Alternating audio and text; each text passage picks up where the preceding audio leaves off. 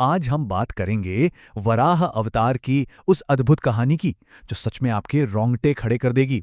जरा सोचिए, हमारी पूरी पृथ्वी एक घने, अंतहीन और अंधेरे महासागर में डूबने लगे तो क्या होगा?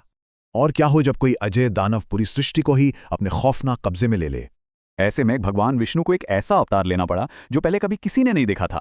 दरअसल बहुत पहले विष्णु जी के ही द्वारपालों को राक्षस रूप में जन्म लेने का भयंकर श्राप मिला था। एक भाई अमर होना चाहता था और दूसरा था हिरण्याक्ष, जो अंधी ताकत और खौफनाक अहंकार का प्रतीक बन गया।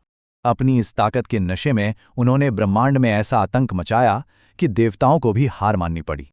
और फिर आया वो महासंकट, एक ऐसा काला दिन जिसने पूरे ब्रह्मांड को सच में हिलाकर रख दिया। हिरण्याक्ष ने सारी हदें पार कर दी। उसने हमारी पृथ्वी को उठाकर गहरे अंधेरे महासागर में डुबो दिया। जब देवताओं ने घबराकर विष्णु जी को पुकारा, तब प्रकट हुआ उनका एक चमत्कारिक और दिव्य रूप, भगवान वराह। शुरुआत में ये रूप बेहद छोटा था, लेकिन देखते ही देखते ये एक विशाल ब्रह्मांडीय आकार में बदल गया। उनकी उस गगनभेदी गर्जना से सोचिए, पूरे ब्रह्मांड की नींव तक बुरी तरह कांप उठी थी। बिना एक पल गवाए भगवान वराह ने उस खौफनाक महासागर की अथाह गहराई में छलांग लगा दी। और पानी की उन गहराइयों में उनका सीधा सामना हुआ उस बेहद अभिमानी राक्षस हिरण्याक्ष से।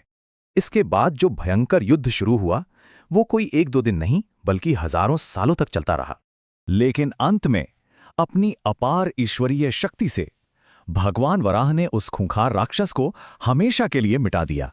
बुराई का अंत हो चुका था। ये साबित करता है कि कितने भी बड़े अहंकार का विनाश निश्चित है। युद्ध के बाद वराह जी ने बड़े प्यार से डूबती हुई पृथ्वी को अपने विशाल दांतों पर सुरक्षित उठा लिया।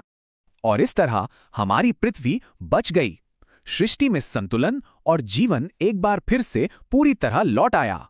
तो यहाँ सबसे बड़ी सीख यही है, ईश्वरीय शक्तियां हमेशा अहंकार को कुचलती हैं और बिगड़ा हुआ संतुलन सुधारती हैं।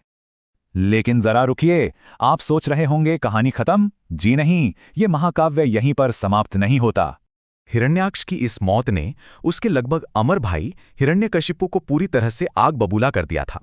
अब उसका ये भयंकर क्रोध कौन सा नया तूफान लाएगा और नरसिंह अवतार क्यों लेना पड़ा, जानेंगे अगली बार।